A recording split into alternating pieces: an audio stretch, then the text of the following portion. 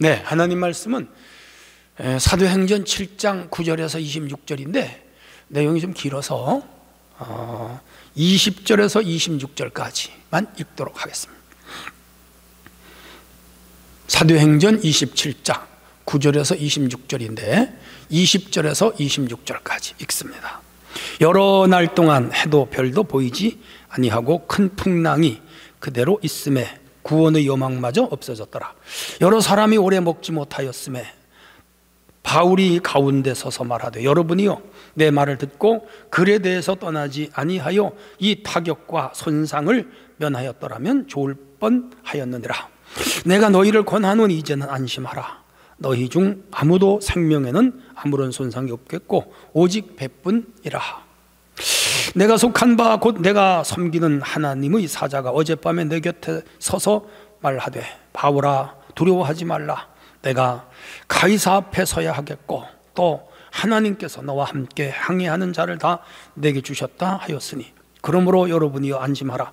나는 내게 말씀하신 그대로 되리라고 하나님을 믿노라. 그런즉 우리가 반드시 한 섬에 걸리리라 하였더라. 아멘. 자, 오늘도 하나님 말씀으로 또 은혜 받는 귀한 시간 되기를 바랍니다. 오늘 주제는 미래를 보는 사람, 미래를 보는 사람, 이런 주제가 되겠습니다. 미래에 일어날 일을 알아맞추는 사람은 없죠. 만약 미래를 알아맞히는 사람이 있다면 이 사람은 신적 존재로 추앙을 받을 것입니다. 사람들은 미래가 굉장히 궁금하지요. 여러분도 그렇죠? 저도 그래요. 그래서 용한 사람을 찾아가 점을 치는 사람도 있고 또 뭐 여러 가지 방법을 동원합니다만은 그게 아니에요.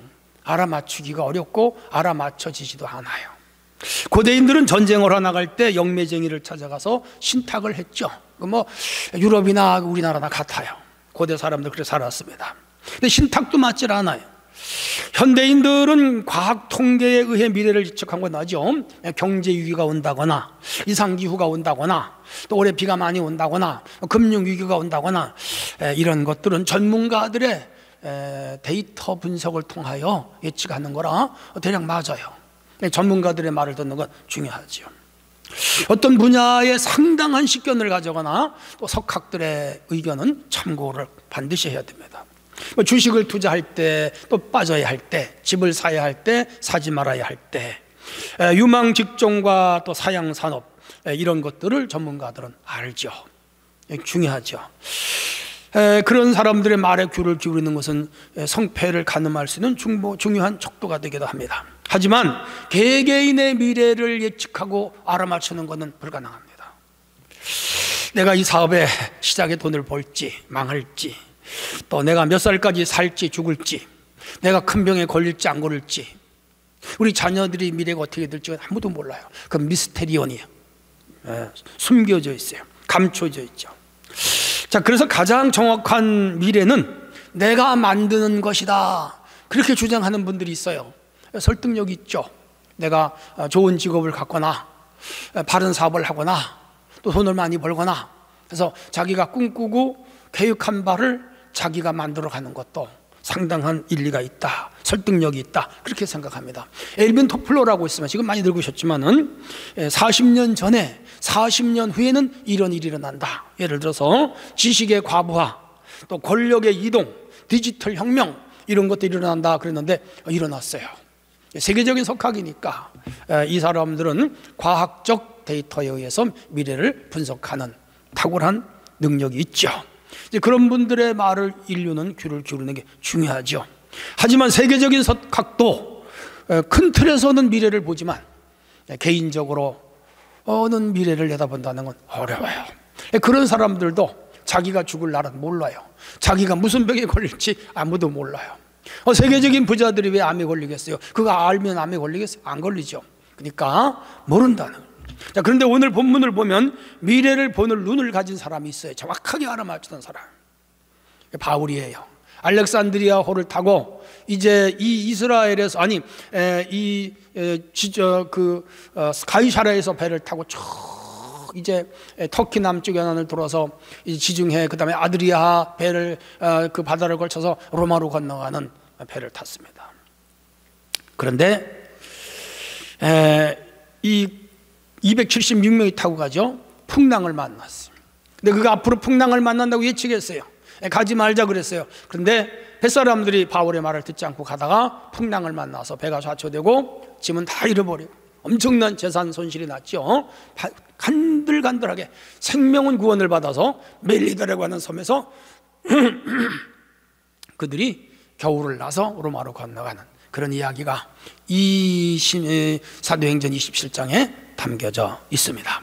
자, 여기 이제 미래를 보는 이 바울 사도에 착안하여 오늘 주제가 미래를 보는 사람입니다. 그렇다면 이 바울 미래를 보는 사람은 어떤 사람이었는가? 그의 삶을, 그의 됨됨이를 추적하면서 또 우리는 어떤 사람이 되어야 될 것인가? 이런 걸 한번 찾아보시자고요. 자, 첫 번째 주제입니다. 그는 통찰력을 가진 사람이었습니다. 9절로 11절인데 이번에 여기 그 미항이라는 곳에서 겨울을 나고 가자. 그렇지 않으면 이번에 엄청난 재산상의 타격을 입을 것이다. 가지 말고 여기서 겨울을 나서 가자라고 바울이 통찰력을 가지고 선장과 거기 총 리더였던 백부장에게 제의를 해요. 그런데 그들은 거절했어요. 이 통찰력이라고 하는 것은 사물을 파악하는 이해력과 능력 혹은 관찰하는 알력, 이런 것들을 통찰력이라고 그럽니다.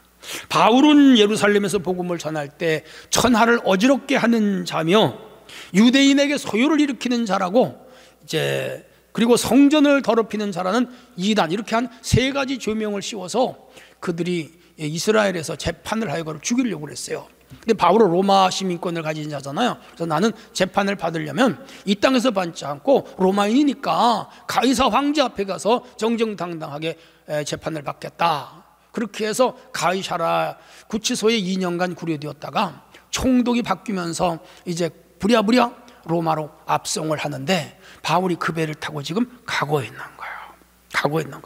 그 배는 화물선이었고 선객이 276명이었는데 거기 바울 말고도 다른 죄수들도 있었어요. 그리고 많은 짐을 싣고 갔고요. 그리고 이 죄인들을 호송하는 백부장이 총책임자이기도 했습니다. 시기는 초겨울이었어요. 겨울로 접어드는 기간이었죠. 지중해를 이 기간에는 잘 통과하지 않아요. 전예에 의하면 계절풍이 불기 때문에 이 풍랑을 만날 확률이 굉장히 높아요. 그래서 바울은 그걸 예측하고 우리 여기서 겨울을 나서 가자. 만약에 이번에 항해를 하면 큰 풍랑을 만날 수 있고 어려움을 당할 수 있다라고 제의했지만은 이 바울이 지금 죄수잖아요. 죄수의 말을 백부장이 듣지 않아요.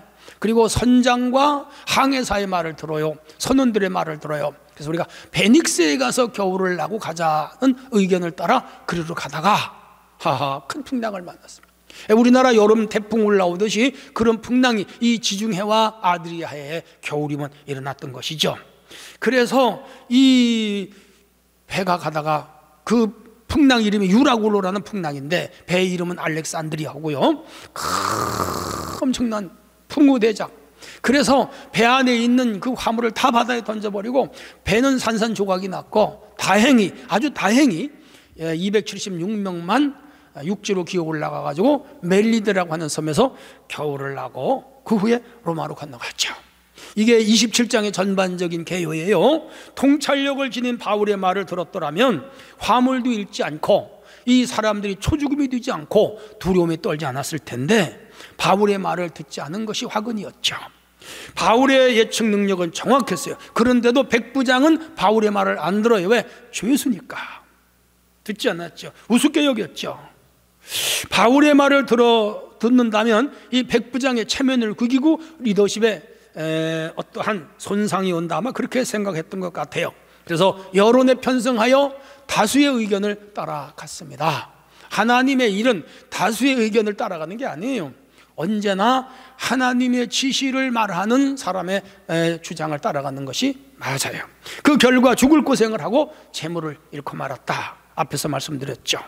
바울은 그 배에서는 죄수였지만은 지금 그의 신분은 하나님의 종입니다. 사도입니다. 성령이 함께하는 사람입니다. 바울은 지금 이 죄수의 몸으로 가지만 그건 형식이고 로마에 가서 복음을 증거하기 위한 전도자로 하나님이 그 배에 실어서 지금 보내는 거요.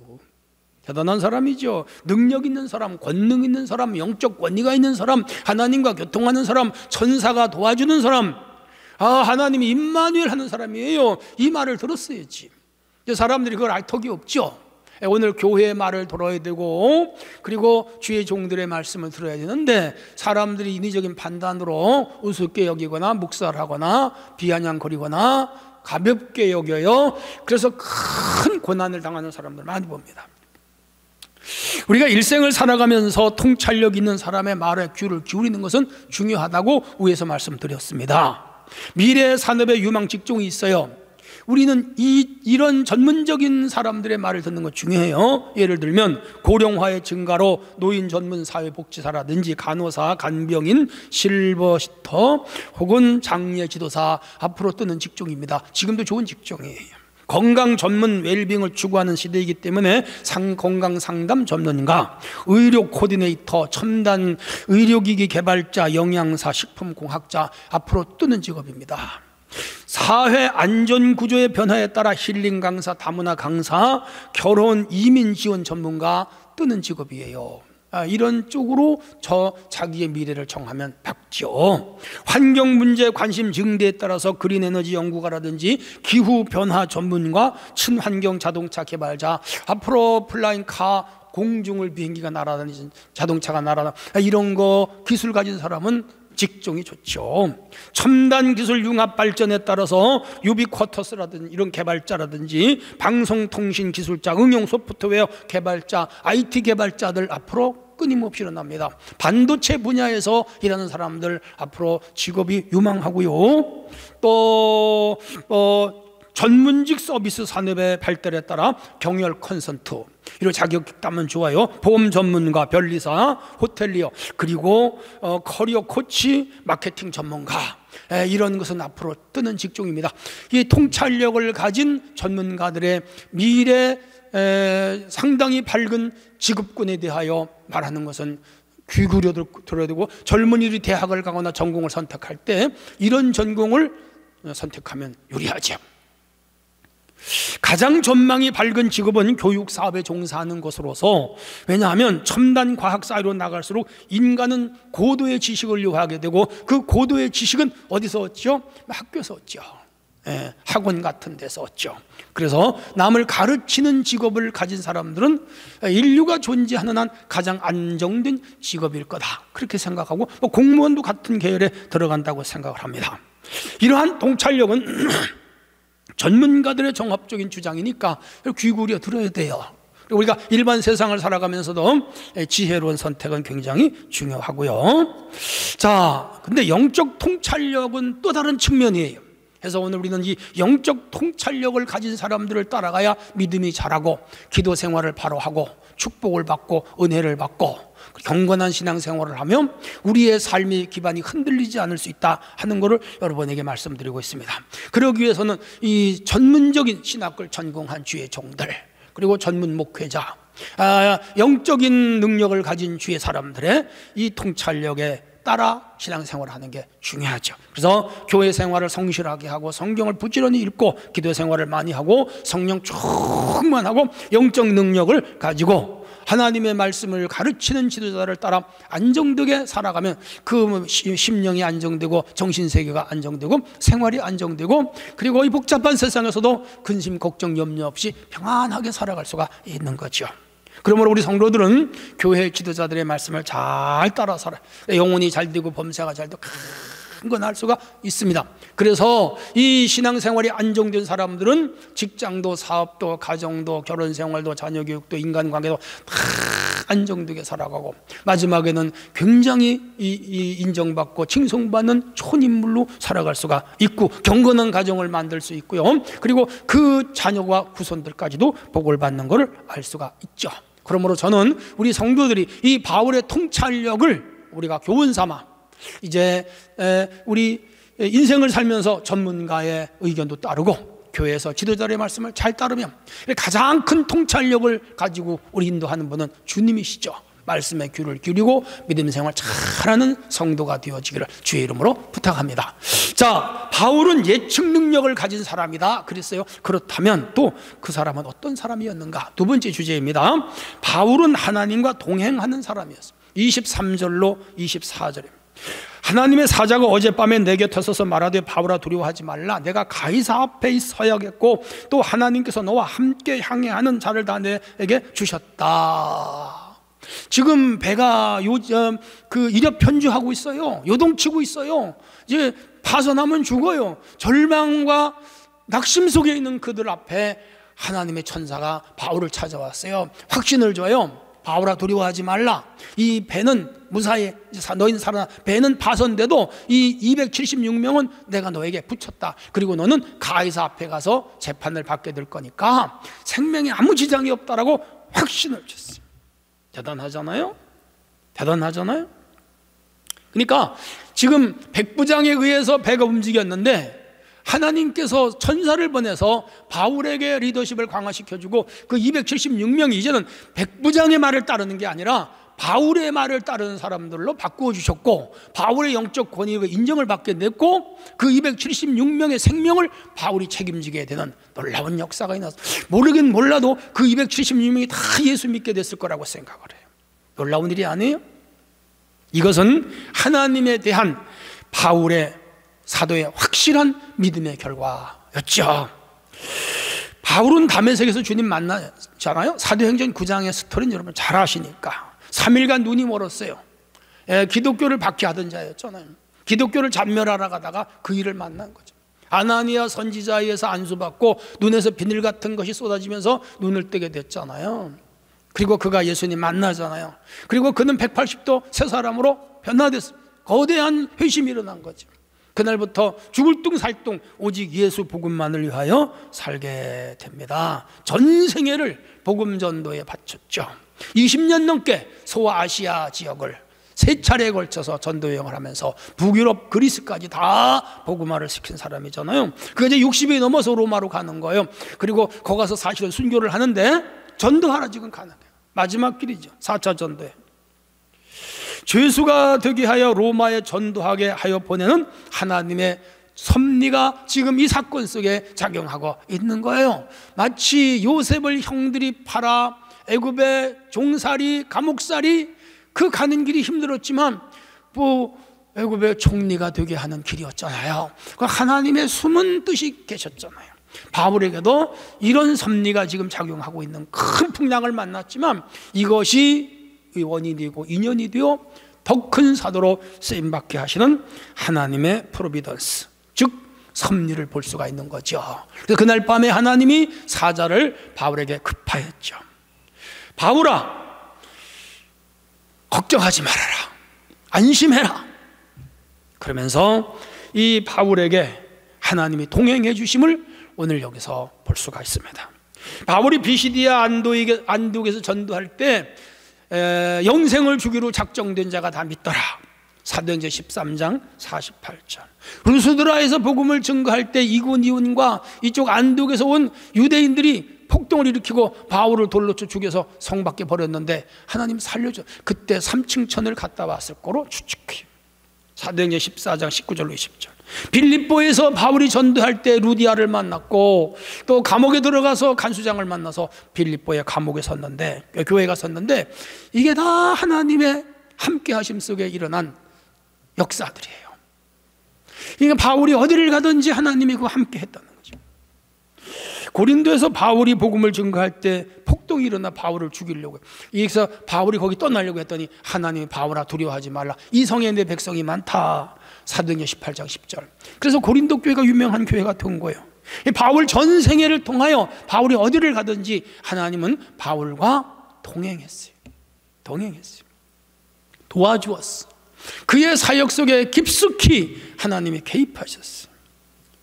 하나님은 오늘도 우리와 함께 하시고 복음을 전하며 일하는 주의 종들과 함께 하시고 우리 교회와 함께 하시며 예수 잘 믿는 성도들과 그 가정과 함께 하심을 굳게 믿으시기를 바랍니다. 고대 구약 인물 중에 에녹은 300년간 하나님과 동행했어요. 노아도 하나님과 동행해서 방주 만들어서 구원하잖아요. 아브라함, 이삭, 야곱 다 하나님과 동행했어요. 요셉, 모세, 다윗, 엘리야, 엘리사, 그리고 이사야 할 것 없이 다 하나님과 동행했습니다. 베드로를 비롯한 12사도와 바울 사도, 디모데 누가 다 하나님과 동행했어요. 2000년 교회 역사 속에 신실한 그리스도인들과 우리 하나님은 동행하셨고 지금도 동행하고 계셔요. 오늘 이 말씀을 듣는 성도들과 하나님이 동행하심을 믿으시기를 바랍니다. 우리 교회도 하나님이 동행하심을 믿으시기를 바랍니다. 하나님과 동행하는 사람의 특징이 있어요. 첫째가 세상을 이겨요. 두 번째가 거룩한 삶을 살아요. 세 번째가 하나님의 지혜가 임해요. 네 번째가 그 언어의 능력이 있어요. 다섯 번째, 악과 선을 구분하는 능력이 있어요. 여섯 번째, 하나님의 도우심을 항상 받아요. 일곱 번째, 신앙 가문을 이루게 되어 놀랍죠. 저는요, 우리 성도들이 하나님과 동행하심으로 이 삶이 있기를 축원합니다. 매일 하나님과 동행하는 방법이 있습니다.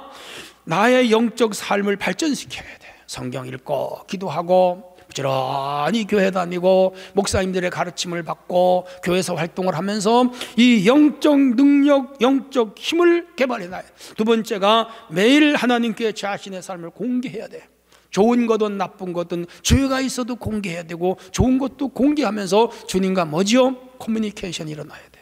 세 번째가 매일 성경을 읽으며 살아야 돼. 네 번째는 매일 하나님과 이야기, 대화, 기도해야 돼. 다섯째는 성령 충만함을 추구해야 돼. 이런 성도 하나님이 동행하셔요. 그리고 하나님이 동행하기만 하면 끝이죠. 더 두려울 것도 없고 부러울 것도 없어. 여러분, 대통령이 나와 24시간 같이 있다고 생각해 보세요. 뭐가 겁나겠어요? 그렇죠?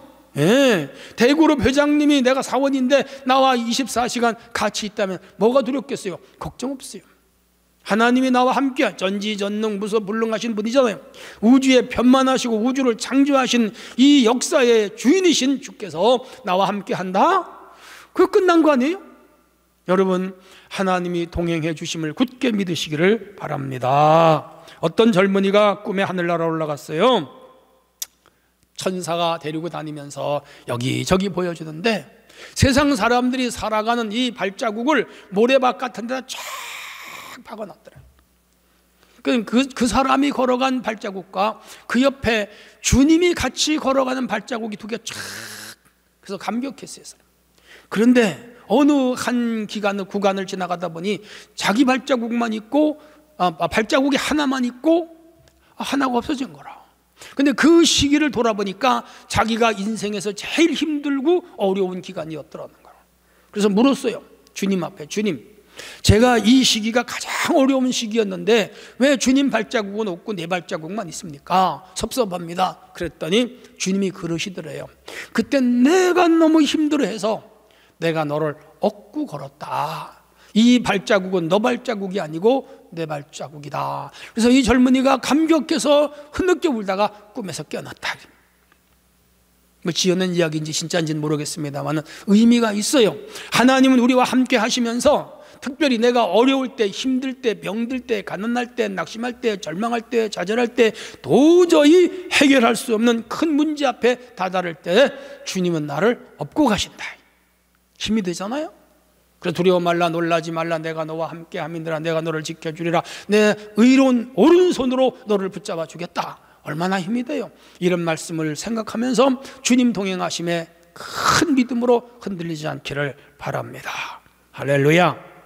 자, 이 바울과 지금 이 유라굴로를 만나 그 알렉산드리아 호에서 죽음의 공포 속에 떠는 그 순간에도 하나님이 거기 찾아오셨고 함께 한다는 거라.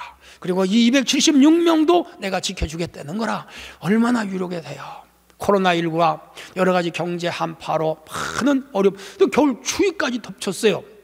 이런 때 낙심하지 말고 주님이 나와 함께 하십니다. 우리 자녀와 함께 하십니다. 우리 가족과 함께 하십니다. 우리 집을 지켜주십니다. 우리 교회를 지켜주십니다. 굳게 믿고 조금도 흔들리지 않은 우리 성도들이 되기를 주님의 이름으로 축원합니다. 자, 바울은 하나님과 동행했고 하나님이 바울과 동행했다면 또 그는 어떤 사람일까요? 마지막 세 번째 주제입니다. 사람들에게 희망을 주는 사람.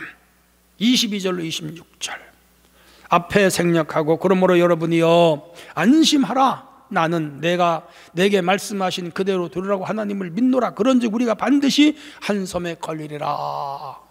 지금 죽을지 몰라. 어떤 사람은 바울을 죽여버리자고 막 그랬어요.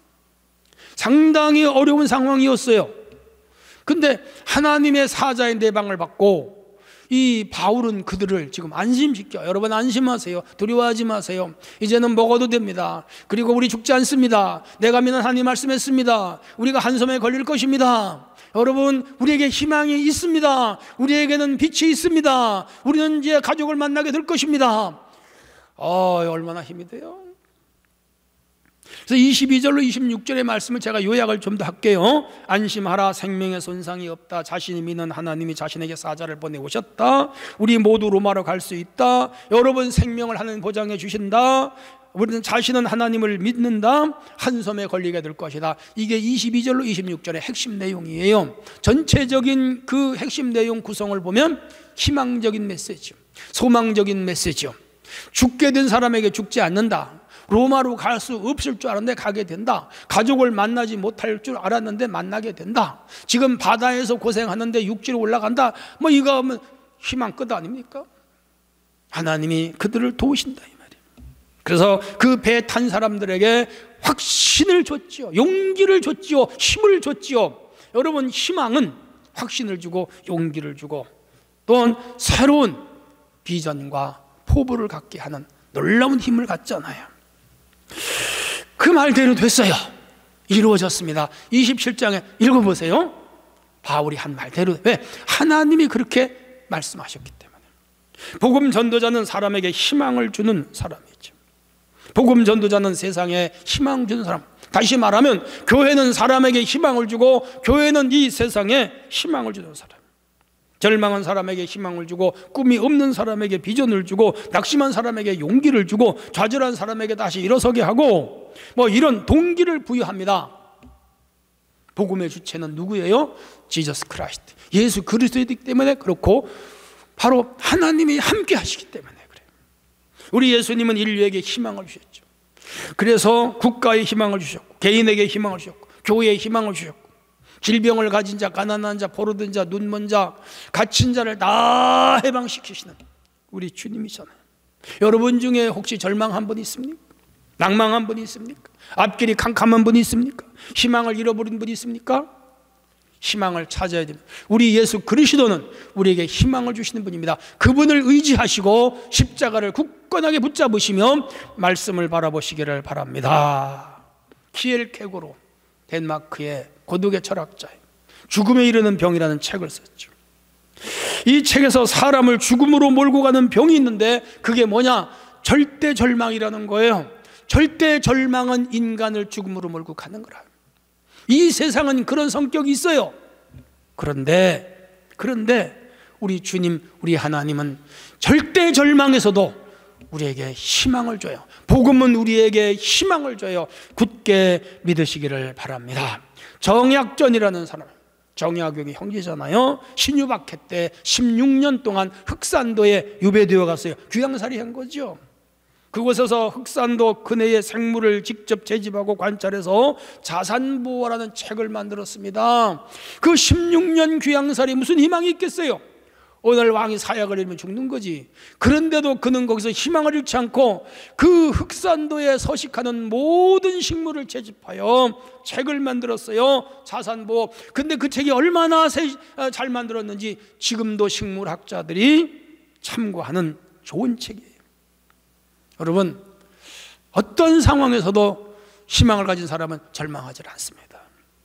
절망하죠. 우리 크리스찬은 희망을 만드는 기계예요. 성경은 희망을 만드는 공작 기계예요. 교회는 희망을 파는 곳이에요. 그러므로 어떤 상황에서도 낭망치 않고 희망을 가지고 사는 성도가 되기를 바랍니다. 하늘에 소망을 둔 자, 주님께 소망을 둔 자는 낙심하죠. 그래서 히브리 11장 1절에 믿음은 바라는 것들의 실상에 보이지 않는 것들의 증거. 뭐예요? 희망을 주는 거죠. 믿음은 희망을 주는 거죠. 사람을 보면 실망하고 낙심하고 세상을 보면 희망이 없어. 정치인들 맨날 쌈박질이나 하고 이 세상 문화를 보고 어디를 봐도 희망이 있겠어요? 없잖아요. 근데 하늘을 쳐다보고 주님을 바라보고 말씀을 의지하고 복음을 받아들이면 희망이 샘처럼 솟아올라요. 성도 여러분, 주님 안에서 이 희망을 캐는 성도들이 되기를 바랍니다. 바울은 희망을 주는 사람이었습니다. 알렉산드리아와 아드리아하의 수상들 거 들 뻔했어. 276명 선객에게 절망이었어. 그런데 이 한 사람이 그들에게 희망을 줬어요. 그의 말 한마디에 그들이 에너지가 솟아올랐어. 야, 분위기 180도 전환됐어. 우리가 산대, 우리가 죽지 않는데 힘을 내자. 그래서 배가 파손될 때 널판지 조각을 붙잡고 바다에서 육지로 기어 올라서 바울의 말대로 276명이 다 살아나는 역사가 있습니다. 무엇 때문에? 소망을 잃지 않았어요. 희망을 잃지 않았어요. 용기를 잃지 않았어. 그래서 된 거라. 이 배에 바울 한 사람 탄 것 때문에 그 선원이 살아난 거죠. 여러분 인생 호에, 여러분 가정 호에, 우리 은혜교회 호에 우리 주님이 타고 계세요.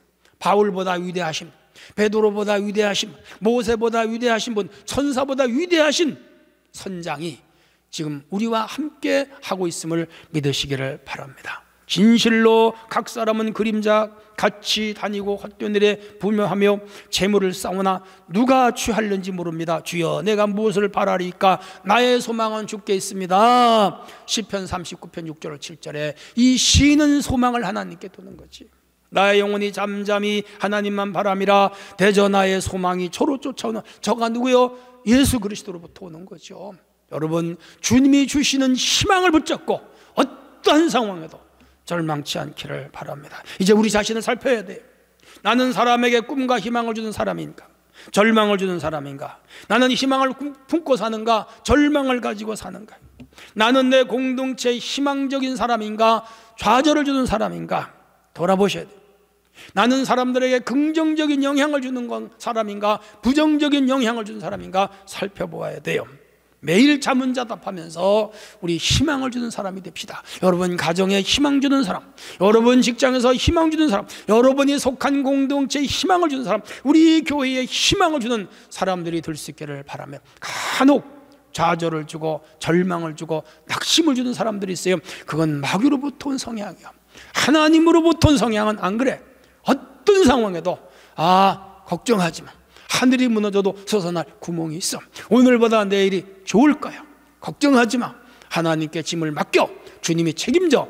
이렇게 독려하고 격려하면서 이 어려운 시대를 헤쳐나가야 될 것입니다.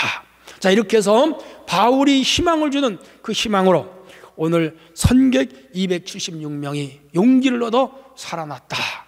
결국은 하나님이 그들을 도운 거죠. 그래서 바울은 위대한 인물입니다. 오늘 우리 모두 이런 사람으로 살아야 될 것입니다. 결론입니다. 바울은 미래를 통찰하는 능력이 있었고, 두 번째 하나님과 동행을 했고, 세 번째 절망에 처한 사람에게 희망을 주었다. 그렇다면 오늘 우리도 이렇게 살아라고 성경은 가르칩니다. 우리 모두 바울처럼 미래를 보는 눈으로 살아가기를 주의 이름으로 축원합니다. 하나님 아버지 감사합니다. 오늘도 주신 말씀을 휘어잡고 또 한 주간을 승리하게 하옵소서. 예수님의 이름으로 기도합니다. 아멘.